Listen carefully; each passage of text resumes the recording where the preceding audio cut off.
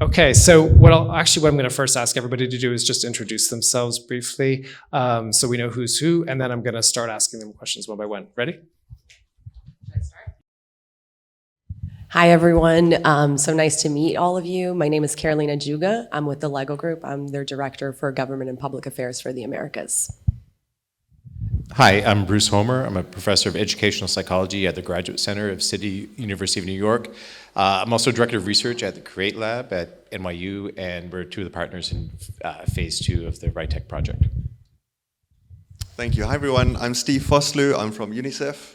I'm a digital policy specialist based in the New York office, in the Office of Global Insight and Policy.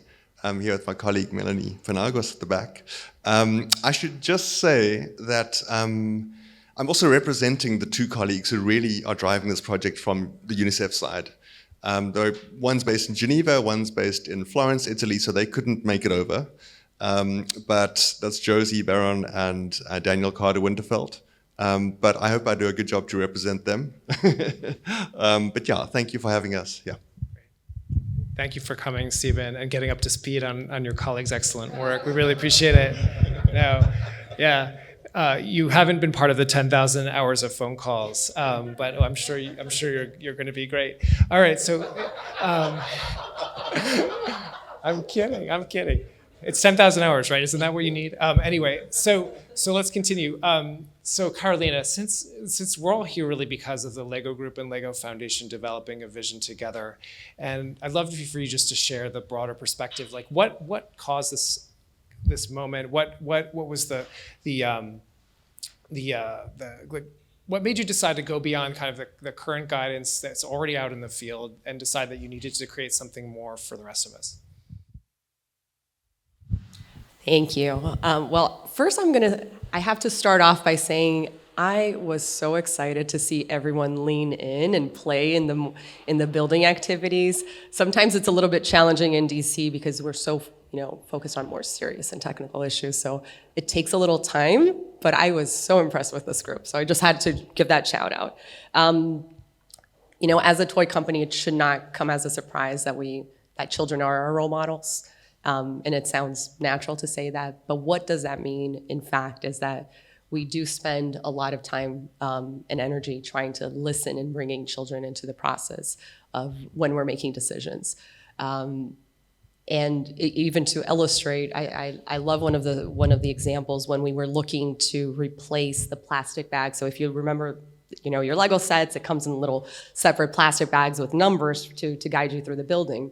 And we were exploring internally how to remove that because it's single-use plastic and what we should do. And we had lots of conversations with the adults in the room and the creative team at LEGO.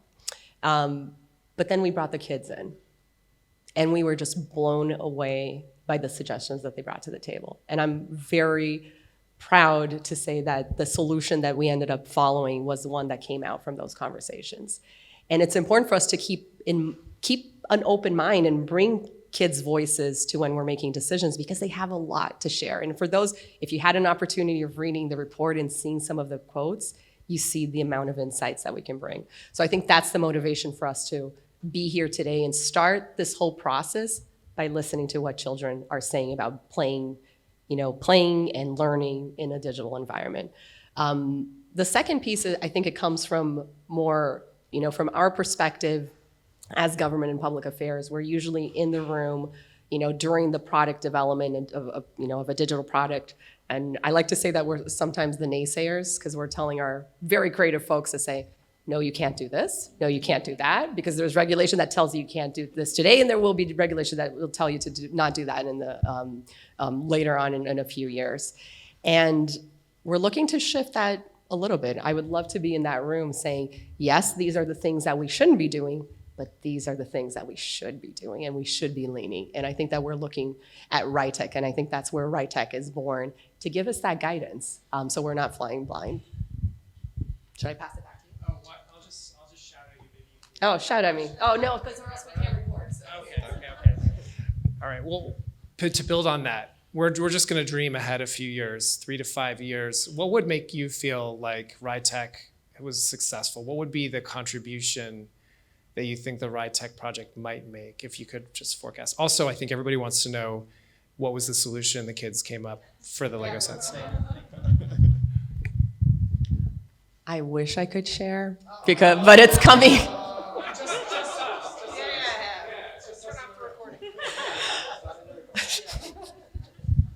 Sorry. It's coming soon, though. It's coming soon to the U.S., so hopefully soon you'll see what we're replacing our plastic bags with.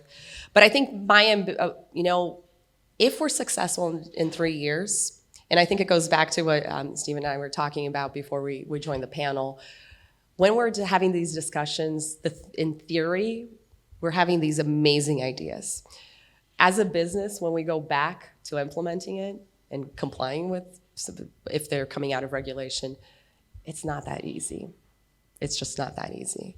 So if RITEC can come with a framework and guidelines that we can follow, and we're probably not going to get it right at first, but if we have those steps, I think that it's going to be incredibly valuable for a company, like the Lego Group, but especially for smaller developers and creators in this space. I'm going to come back to you. I'll come back to you too. All right, maybe let's move on to Stephen and get the UNICEF perspective. Teasing aside, Stephen is an incredibly accomplished and knowledgeable person in this space, which is why I can joke with him. So I was curious, Stephen, just to know what brought the UNICEF organization to the table here, and what did it add to the work that you were already doing? Thank you. Just to build on Carolina's message that children are increasingly using digital in their lives. To the point earlier, there isn't really a digital and non-digital in a lot of kids' lives. We know it's more usage and from a younger age, right?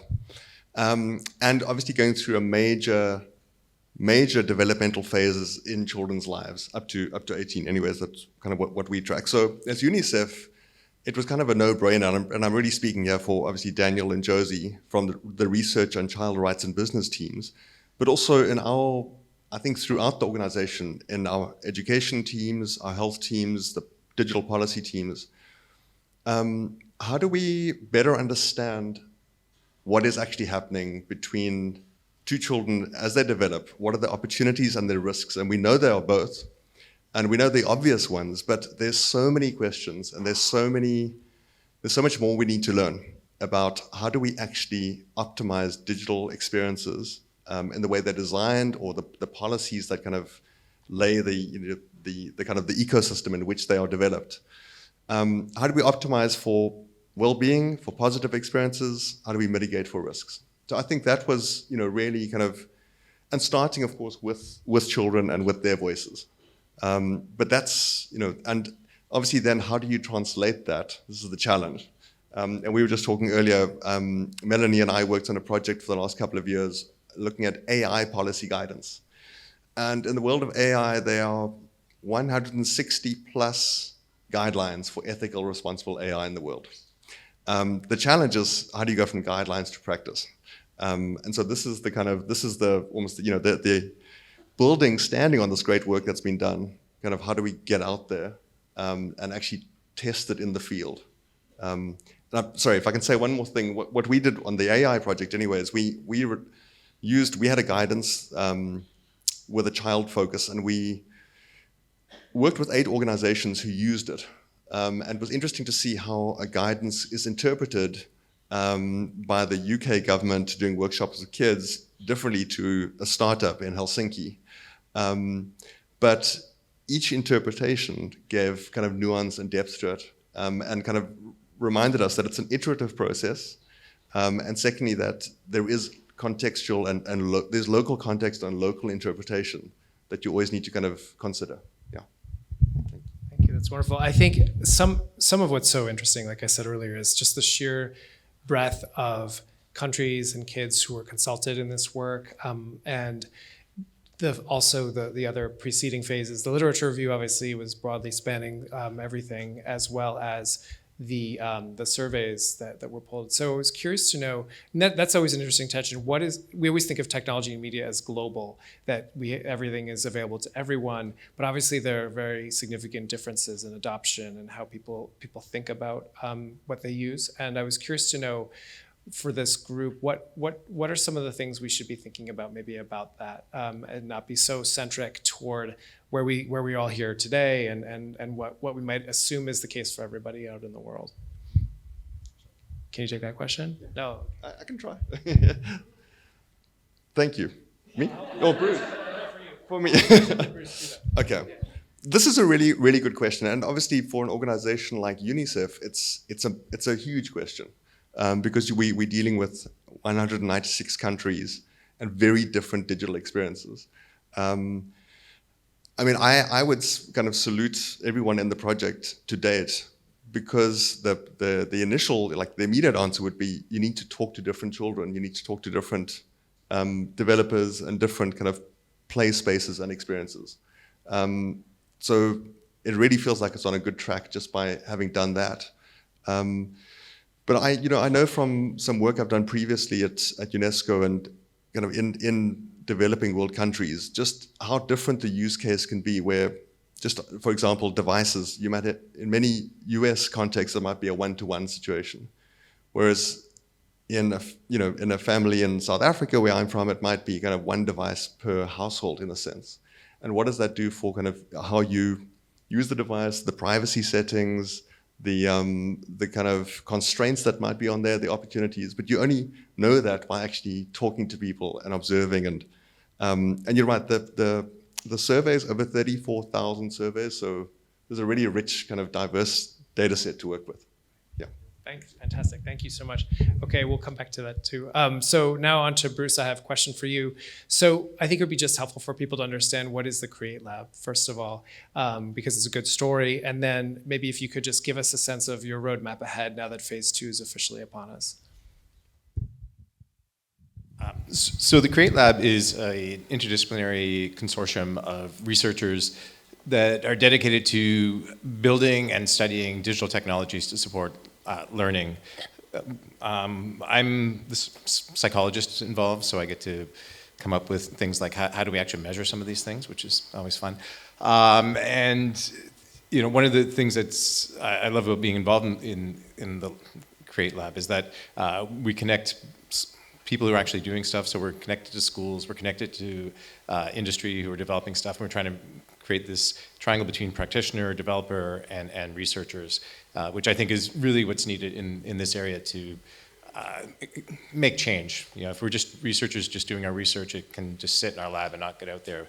On the other hand, if we want to see developers building stuff that makes a difference, I think they need the input, and of course, practitioners actually have a lot to say about what would be useful. So we try to keep the dialogue going, including talking to kids and building stuff. And we've done simulations, games, and now our latest adventure is the RITEC project. Should I talk about phase 2? Sure. Okay. Let's see. I picked up that subtle hint of.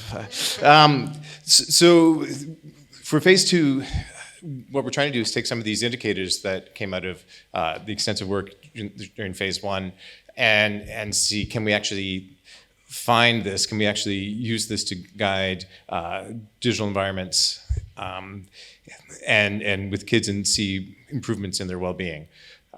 There's 3 main components of it.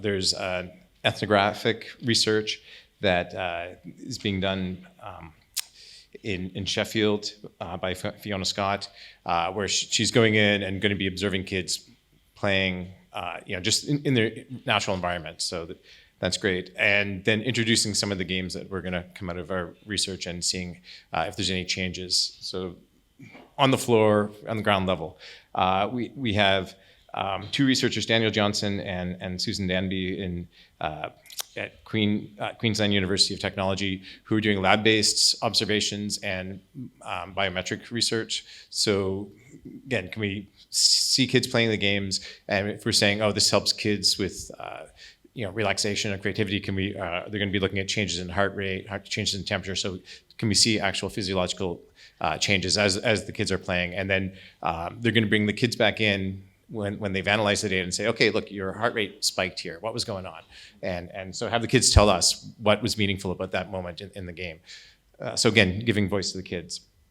And then Jan Plass and myself at NYU are taking the lead on the experimental work, where we've started off with the framework saying, okay, what games might work?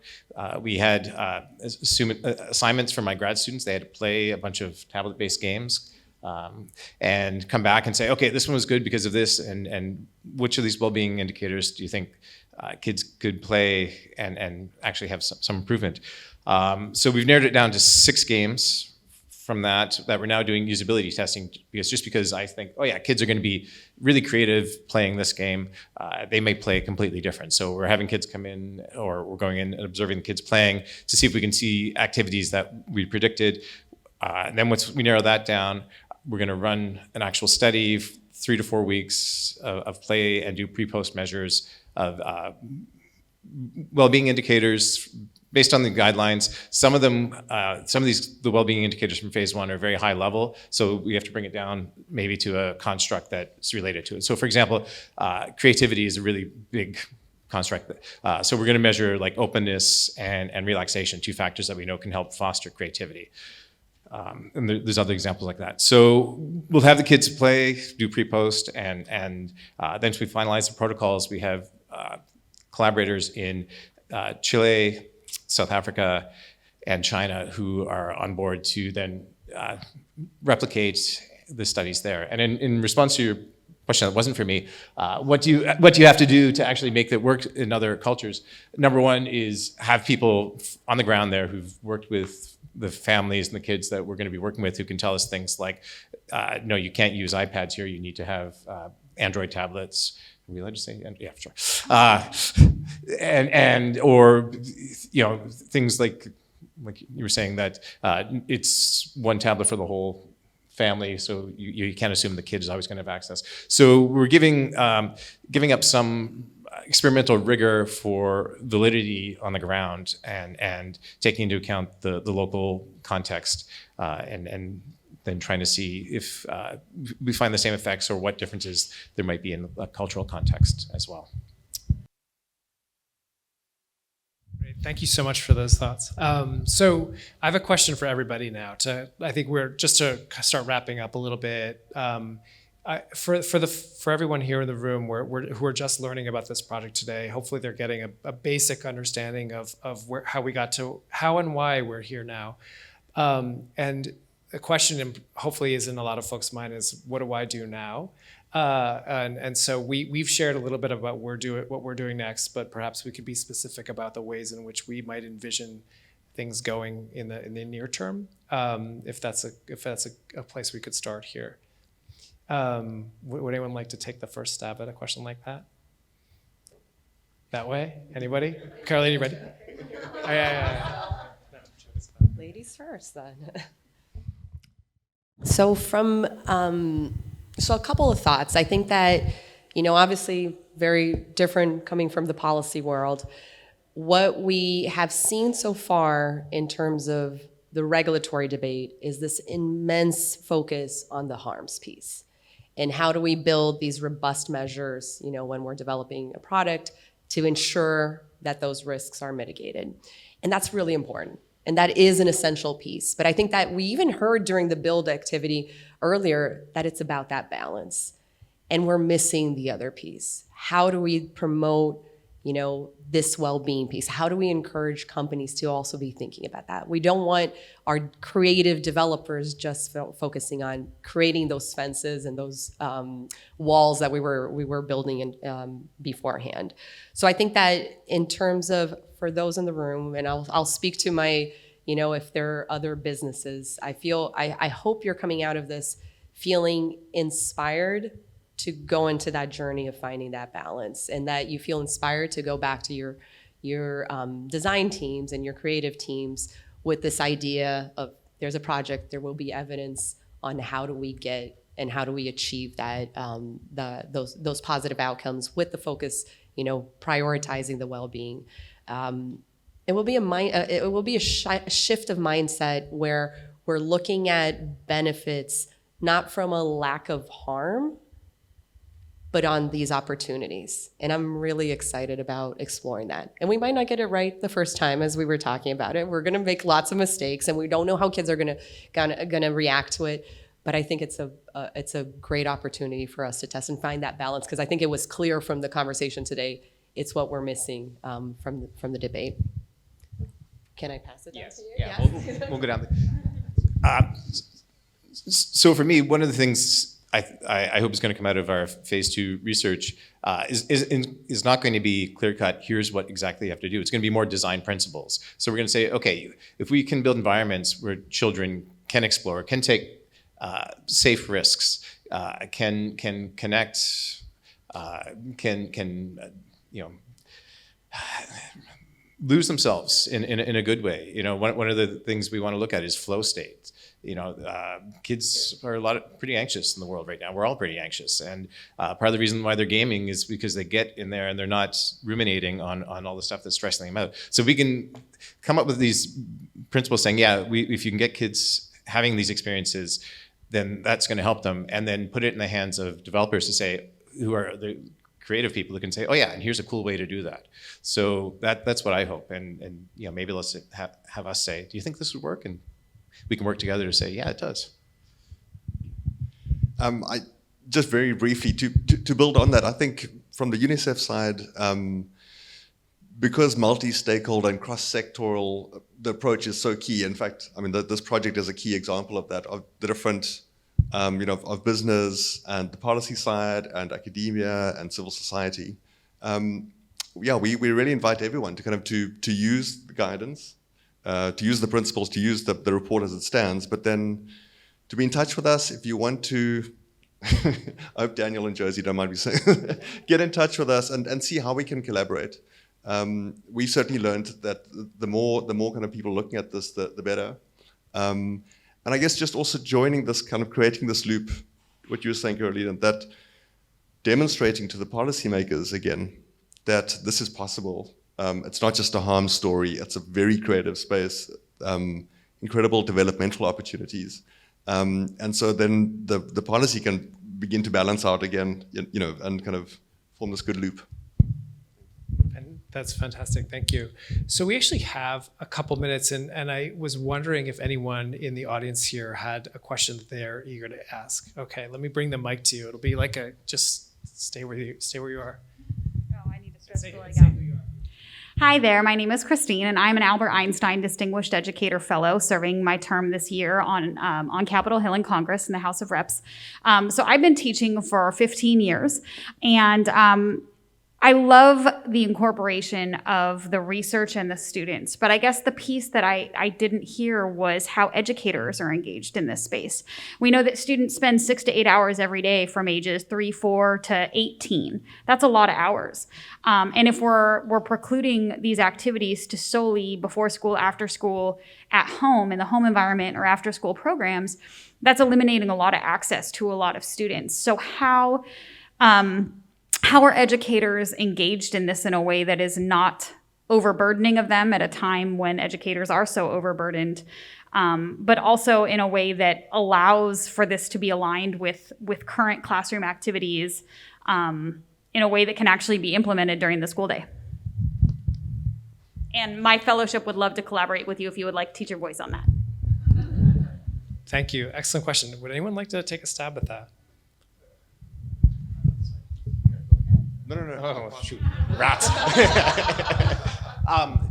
Yeah, we would love to work with classrooms, with teachers. The thought of approaching, I'm in New York. I've been doing research in the schools there for over 20 years. And right now, the thought of trying to get permission to go into the schools is prohibitive. So one of the ways we're getting feedback is we have teachers on our team who are giving input on what's going on in the activities. But I totally agree that we should have the educators involved, and maybe that's phase 2.5. Anyone else? And thank you for raising that. I think it is an important stakeholder, and I think that the intention from the beginning is to make this as a multi-stakeholder process as possible. This beginning phase was focused on getting the kids' voice. And this is just, phase one that we're presenting. But I think that there are great opportunities for us to collaborate with all the other stakeholders that are part of this process. And I think that the burden, it should be on, us as companies. I think that there is a responsibility for us to be designing these products, mindfully thinking about, again, this balance between the harms and the opportunities in the digital space. But I think, thank you for, I'd love to connect and see how we can incorporate the educator's voice into the process as well. Thank you. Great, one more question. Lisa, here. And then we'll have to move on. This has been fantastic. Thank you. I'm Lisa Guernsey. I'm at New America, and I help to run the Learning Sciences Exchange Fellowship Program, which is international, and we deal with a lot of these issues. So thank you. One thing I'm wondering as we think about well-being is whether this phase 2 will include a real look at children who've experienced trauma and refugees in particular. But I'm also thinking about how many kids have lost loved ones in the pandemic, and if there's a particular section of the research that's going to look at that. Thank you so much for that question, Lisa. Who wants to start? Carolina? I'm not sure if I can address specifically that piece, but I will, in case you haven't read the report yet. There's the first finding of the report, and sorry that I'm looking at my notes to get the right quote, but they say, and this is a challenge of defining well-being, but it starts off by saying well-being is holistic. And this is the quote for the first finding. For children, well-being is physical health and safety, but it's also mental stability and positive emotion. Most importantly, well-being is social, linked to loving others and being loved by family and friends. And this is from the kids, directly from the kids. So there is an element of what you're addressing. I don't know if it's already embedded in the process to go deep into the specific case that you're talking about, but that was reflected in the kids' comments, especially since we had such a diverse background. I can just say that, and for the experimental work, we are not intentionally seeking out kids who've experienced trauma because this is not being designed to explicitly for that, but it's also not a preclusion. So we will have kids who will have, diverse psychological backgrounds and lived experience who will be part of it, and we'll try to track that and take that into account. But it's it's definitely a need. We've done on another project work with refugees explicitly to try to address some of the needs for that. So I think that would be a slightly different study if we were trying to address the specific needs for some of these populations. Okay. Thank you so much to our panelists for all of your insights. It's wonderful to hear directly from you. Thank you.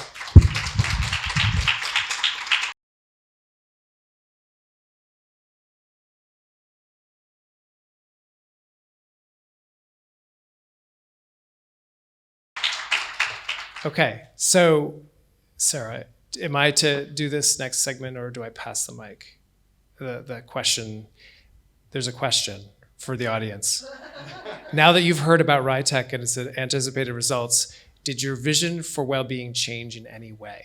So that is our challenge to you all. You've had a moment to consider well-being from a very direct experience and how you felt after. There's a Menti slide for this, isn't there, with a code? Is that what, were we gonna do that or are we skipping the Menti? Well, I think we compared before. So we're good. Okay, so what should we do at this point? Okay, more discussion? Okay, so we can keep going. Okay, until 5. Okay, did everybody get that? Okay, good. All right, so why don't we already applauded, but we're going to ask for more applause after more discussion. Would anyone like to ask other questions? I feel like there's a hand over here. Andrew, you had a hand. Okay. Andrew Coy with Digital Harbor Foundation. My question has to do more with the when you're looking at the experiences, the research, it sounded like most of the experiences were going to be game-based. And just when I think about, so I run part of the work that we do at Digital Harbor Foundation has an after school and a summer camp program out of a rec center. And a lot of like the flow state or some of those things we actually see in other creative endeavors that may not be described as gaming, right? So podcast creation or other types of media creation. And I'm just curious if there's a way that you're looking at other online experiences besides the game environment. I really appreciate some of the earlier comments that were made about, that the online environment sometimes over indexes for stimulus, and that it's all about attention grabbing in one way or the other, whether it's advertising or not, it's seeking that, and that boredom has a space. Anyway, so just thinking about that, part of what I do feel that we are missing in the digital space is some of what exists in the natural space, and curious how that's being attempted to be looked at. One of them is actually connecting with other kids. We're at this point doing solo activities, not because we don't think it's really important, like when kids are connecting, but we're trying to study it. And so for that reason, we did choose to limit it to digital games for this round of research. We did try to choose games that, we have some games like Sidewinder, which is like a stimulating race car kind of game that will be in that state you're talking about. But we also have Lego Builder's Journey, which is a much more contemplative, beautiful game that, where you solve puzzles with Lego. And part of the reason that works so well is it just looks beautiful. It's got beautiful sounds. And so I think we're trying to choose a variety of games that have different mechanics and different outcomes for kids. Being aware of that, and that's a really good point.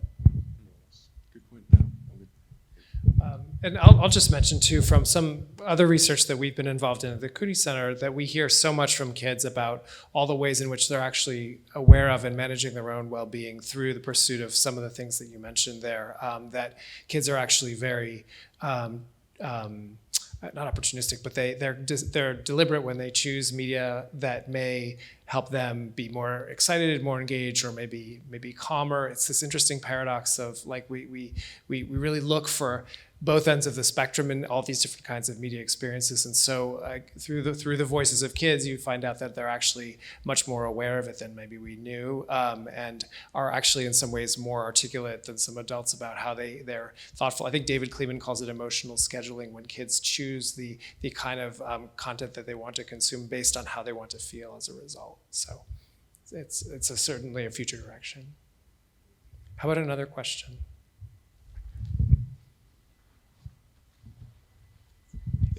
Hi, my name is Haley. I'm policy counsel at Fair Play, formerly Campaign for a Commercial-Free Childhood. And I'm just wondering, in terms of sort of like the whole arc of this initiative and perhaps like recommendations or things at the end, how you all are approaching sort of, not to be pessimistic, but the idea that there may be like design features or spaces that are very much at odds with a very sort of, with well-being for kids. I think like right now the metaverse is really, really new, alternate reality, augmented reality, and a lot of what we're reading and thinking about at Fair Play seems like it's a very new frontier for adults, let alone kids. And so I'm just curious kind of whether that will come into play with some of the things you're thinking about, like building or recommending, and how you're thinking about those things. Everyone's looking at Carolina.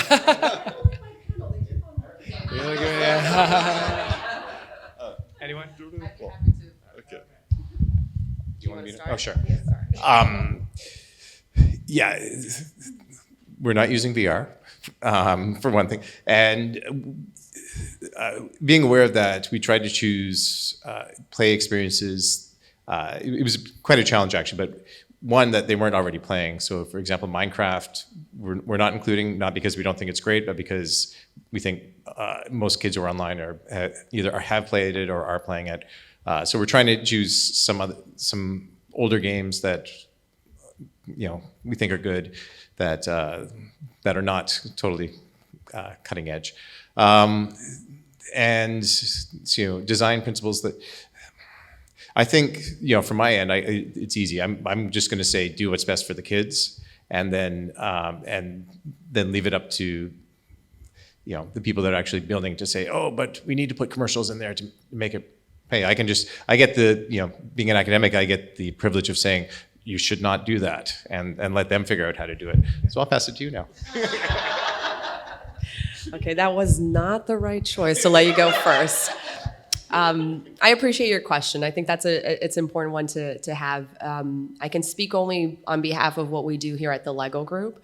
I'm not sure if you saw, but recently we did an announcement that we're partnering with Epic to create a safe space in the metaverse for kids. And I think that what's exciting about the announcement is that we don't have a product yet, but we're announcing that we're starting the development thinking about the exact principles that we're talking about today and trying to find that balance. How do we create that safe environment, but that is also fun and that's also engaging? Because I think that if we look back at our, history in digital experiences, we've had some products that, we put such high standards on safety and then they just weren't as fun. And it was part of the experience of trying and seeing what works and what doesn't work. But then we also have the other side of some of our products that we have started that design phase with all of these principles from the get-go. And it's really interesting to see where we can get. I'm hoping that later this year or early next year we have this metaverse embedded with all these principles and all this discussion that we're having today, and that it inspires others to go in the same route, because I think that's the objective of today's event.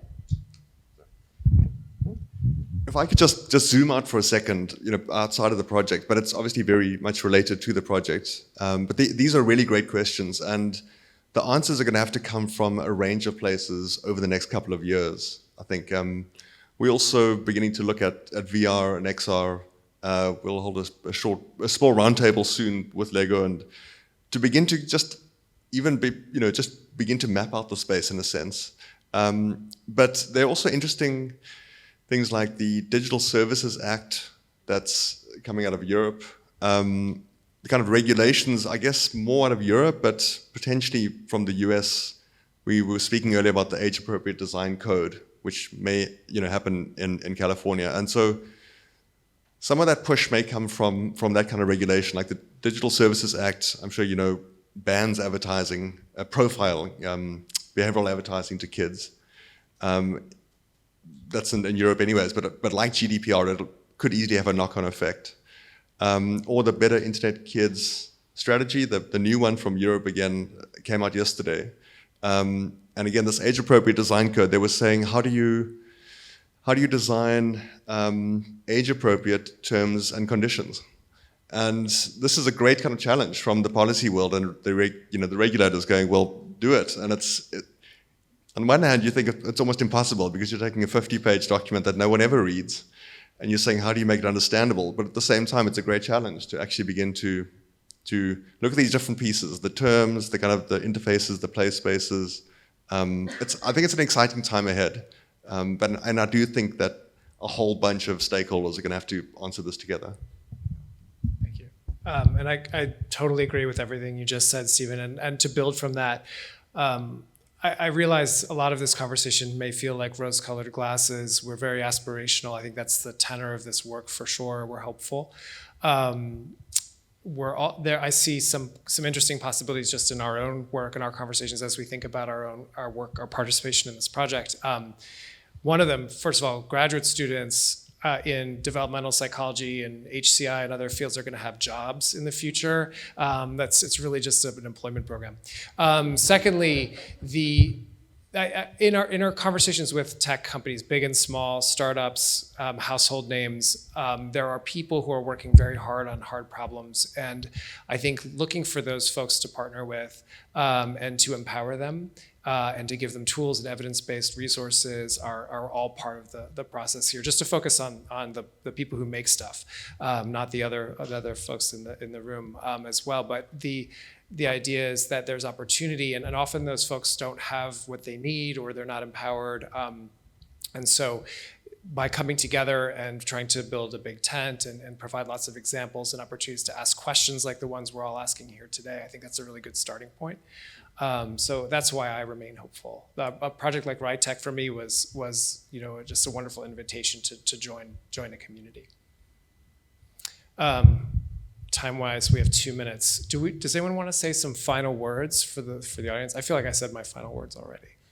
Anyone, any closing remarks? Carolina, I'm looking at you. Do you have?